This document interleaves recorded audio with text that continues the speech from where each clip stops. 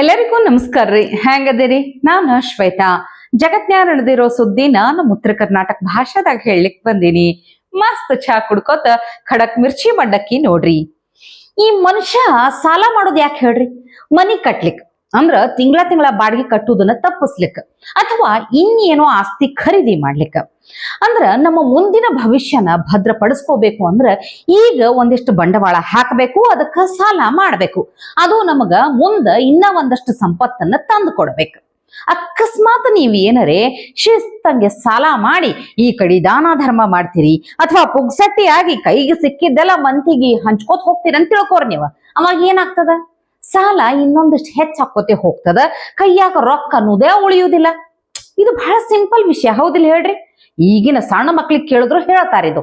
ಆದ್ರ ನಮ್ಮ ರಾಜ್ಯದ ಮುಖ್ಯಮಂತ್ರಿಗಳಿಗೆ ಇದು ಅರ್ಥ ಆಗಿಲ್ಲ ಅಂತಂದ್ರ ಎಂಥ ದುರಂತ ನೋಡ್ರಪ್ಪ. ಸಿಎಂ ಮಂಡಿಸಿದಂಥ ಬಜೆಟ್ ಲೆಕ್ಕಾನೇ ತಗೊಳ್ರಿ ನೀವು. 5.5 ಲಕ್ಷ ಕೋಟಿದ ಬಜೆಟ್ ಐತಿ, ಆದ್ರ ಕರ್ನಾಟಕದ ಸಾಲ 8 ಲಕ್ಷ ಕೋಟಿಗಿನ ಜಾಸ್ತಿ ಐತಿ.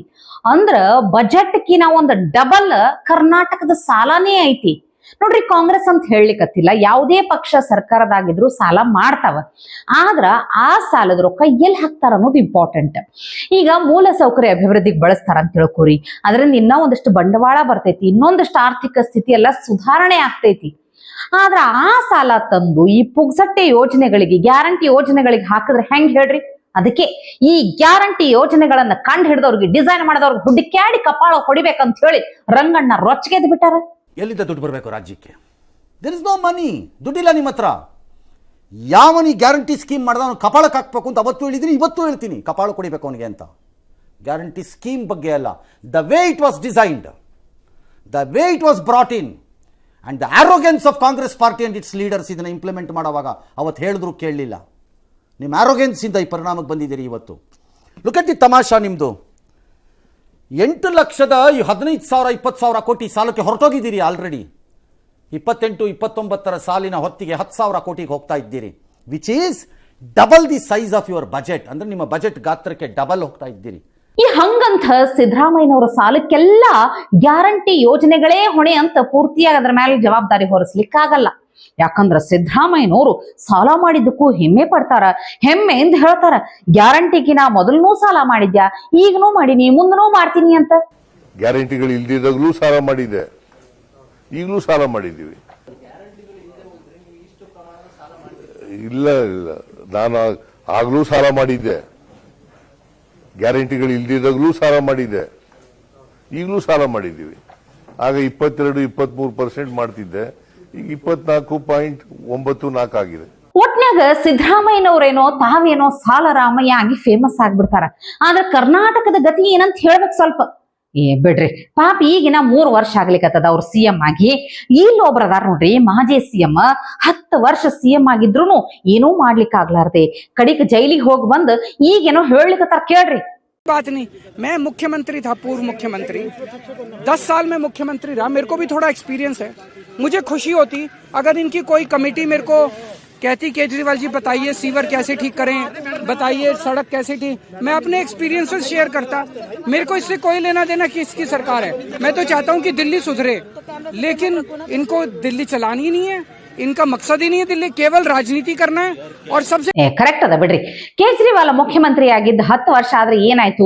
ದೆಹಲಿದು ಒಳಚರಂಡಿ ರಸ್ತೆಗಳನ್ನ ಸರಿಪಡಿಸ್ಲಿಕ್ಕೆ ಸಾಧ್ಯ ಆಗಿಲ್ಲ ಅಂದ್ರೆ ಏನಾಯ್ತು ಪಾಪ?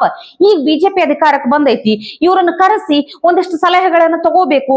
ಹೆಂಗ ಮಾಡ್ಬೇಕು, ನೀವು 10 ವರ್ಷ ನೀವು ಅಧಿಕಾರದಾಗಿದ್ದಾಗ ಮಾಡಿಲ್ಲ ಅಂದ್ರೂ ಸಹಿತ ಹೆಂಗ ಮಾಡ್ಬೇಕಂತ ಇವ್ರನ್ನ ಕೇಳಬೇಕು. ಕರೆಕ್ಟ್ ಐತಿ ಬಿಡ್ರಿ, ಭಾರಿ ಐತಿ ಹೇಳುದು. ಇವ್ರ ಬಿಡ್ರಪ್ಪ, ಇವ್ರಿಬ್ರು ಬಿಟ್ಬಿಡೋಣ. ಇವ್ರಿಬ್ರು ಮೀರಿಸುವಂತ ಒಬ್ರು ನಾಯಕ ಅದಾರ ನೋಡ್ರಿ, ಅವರೇ the one and only Rahul Gandhi. ಇವ್ರೊಬ್ರು ಇದ್ರ ಸಾಕಂತೀನಿ ನಾನು. ಬ್ಯಾರೆ ದೇಶದ್ರೋಹಿಗಳೂ ಬೇಡ, ಬ್ಯಾರೆ ದೇಶದ ವೈರಿಗಳೂ ಬೇಡ.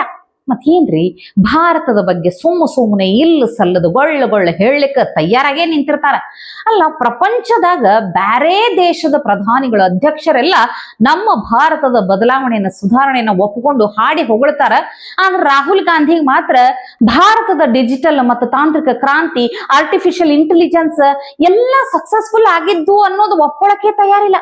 ನೋಡ್ರಿ ಇಲ್ಲಿ ಫಿನ್ಲ್ಯಾಂಡಿನ ಅಧ್ಯಕ್ಷ ಅಲೆಕ್ಸಾಂಡರ್ ಎಷ್ಟು ಚಂದ ಹಾಡಿ ಹೊಗಳಿಕತ್ತಾರೆ. ಇಡೀ ಜಗತ್ತು ಭಾರತವನ್ನ ನೋಡಿ ಕಲಿಬೇಕು ಅಂತ ಹೇಳ್ತಾರ.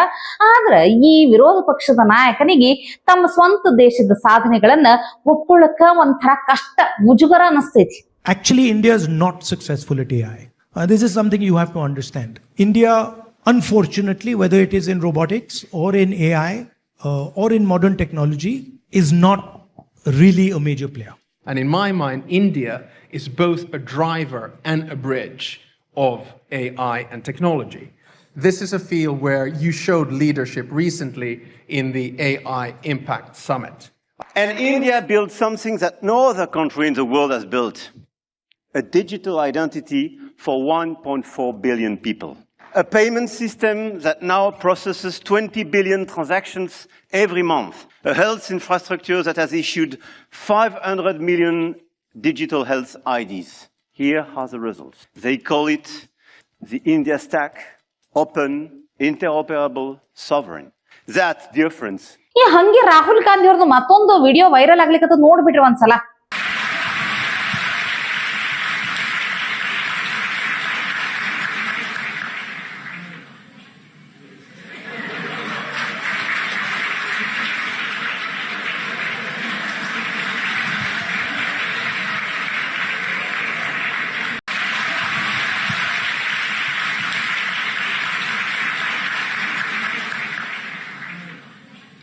ಈ ಮತ್ತಿದ ಆರ್ಟಿಫಿಷಿಯಲ್ ಇಂಟೆಲಿಜೆನ್ಸ್ AI ವಿಡಿಯೋ ಅಲ್ರಿ ಅಪ್ಪ, ಖರೆ ರಾಹುಲ್ ಗಾಂಧಿ ಅವರೇ ಹೆಜ್ಜೆ ಹಾಕಿ ಕುಣಿದಿದ್ವು. 1 2 ಅಂತ ಹೇಳಿ ರಿಯಲ್ ಟ್ಯಾಲೆಂಟ್ ರೀ. ಮತ್ತು AI ಅನ್ಬೇಡ್ರಿ, ಮೊದ್ಲ AI ಕಂಡ್ರ ಆಗುದಿಲ್ಲ ಅವ್ರಿಗೆ. ನೋಡ್ರಿ ಇಂಥವೆಲ್ಲ ಗೊತ್ತಾಗ್ತಾವ ಅವ್ರಿಗೆ, ಯಾರ ಜೊತೆ ಎಲ್ಲಿ ಹೆಂಗ್ ಹೆಜ್ಜೆ ಹಾಕ್ಬೇಕು, ಯಾಕಡೆ ಮಾಡ್ಬೇಕಂತ. ಆದ್ರ ಕೇರಳದ ವೈನಾಡ್ನ್ಯಾಗ 5 ವರ್ಷ ತನಕ ಸಂಸದರಾಗಿದ್ದವ್ರಿಗೆ ಒಂದು ಸಿಂಪಲ್ ಶಬ್ದದ ಅರ್ಥ ಗೊತ್ತಿಲ್ಲ ಅಂದ್ರೆ ಹೆಂಗ್ ಹೇಳ್ರಿತೀರಾ? So before I begin, may I call you Cheta? Yeah. Well, first tell me what it means. Bhaiya, okay. Yeah. You can call me anything you want. Yes, we call Cheta to someone who is elder than us. Okay. And, my Cheta? name is... Yes, Cheta. And what do you say to somebody who's younger? Anya. Anya. Yes. Okay. Anya. ನೋಡಿದ್ರೆ ಪಾಪ ಒಬ್ಬ ಮನುಷ್ಯ ಕೇಳ್ತಾನ, ಮೊದಲು ನಿಮಗ್ ನಾ ಚೇಟಾ ಅಂತ ಕರಿಬಹುದಾ ಅಂತ ಹೇಳಿ. ಮಲಯಾಳಂ ಭಾಷೆದಾಗ ಚೇಟಾ ಅಂದ್ರ ಅಣ್ಣನ ಸಮಾನರಾದವ್ರಿಗೆ, ದೊಡ್ಡವ್ರಿಗೆ ಚೇಟಾ ಅಂತ ಕರೀತಾರ. ಮೊದಲು ಅದ್ರ ಪದ ಏನು, ಅರ್ಥ ಏನು ಅಂತ ಕೇಳ್ತಾರ. ಇಂಥವ್ರು ವಯನಾಡ್ನ್ಯಾಗ 5 ವರ್ಷ ತನಕ ಸಂಸದರಾಗ ಅಧಿಕಾರ ನಡೆಸ್ಯಾರ ಅಂದ್ರ ತಿಳ್ಕೊಂಡ್ಬಿಟ್ರಿ ನೀವು. ತಮ್ಮ ಕ್ಷೇತ್ರದ ಮಂದಿ ಜೊತೆ ಎಷ್ಟು ಮಿಂಗಲ್ ಆಗ್ತಿದ್ರು, ಎಷ್ಟು ಅಲ್ಲಿನ ಸಮಸ್ಯೆ ಅರ್ಥ ಮಾಡ್ಕೊಂಡಿದ್ರು. ಒಂದು ಸಣ್ಣ ಶಬ್ದದ ಅರ್ಥನೇ ಗೊತ್ತಿಲ್ಲ ಅಂದ್ರ ಏನ್ ಮಾಡ್ತೀರಿ ಹೇಳ್ರಿ? ಇಂಥವ್ರು ಇದ್ರ ದೇಶ ಉದ್ಧಾರ ಆದಂಗ. ಮತ್ತ ಇವತ್ತಿಗೆ ಸುದ್ದಿ ಸಾಕಲ್ಲ, ನಾಳೆ ಇಂಥವೇ ಮತ್ತೊಂದಷ್ಟು ಸುದ್ದಿ ತರ್ತೀನಿ. ಚಾ ಇಟ್ಕೊಂಡು ಮಿರ್ಚಿ ಮಂಡಕ್ಕಿ ನೋಡ್ಲಿಕ್ಕೆ ಕಾಯ್ಕೊಂಡಿರ್ರಿ. ಟಿವಿ ವಿಕ್ರಮ, ದೇಶ ನಿಮ್ಮ ಕೈಯಲ್ಲಿ. ಈ ಕಾರ್ಯಕ್ರಮ ನಿಮಗೆ ಇಷ್ಟ ಆಗಿದ್ದಲ್ಲಿ ಲೈಕ್, ಶೇರ್ ಹಾಗೂ ಕಮೆಂಟ್ ಮಾಡಿ. ಟಿವಿ ವಿಕ್ರಮದ ಕಾರ್ಯಕ್ರಮಗಳನ್ನು ನಿರಂತರವಾಗಿ ವೀಕ್ಷಿಸಲು ಸಬ್ಸ್ಕ್ರೈಬ್ ಮಾಡಿ, ಬೆಲ್ ಐಕನ್ ಒತ್ತಿ.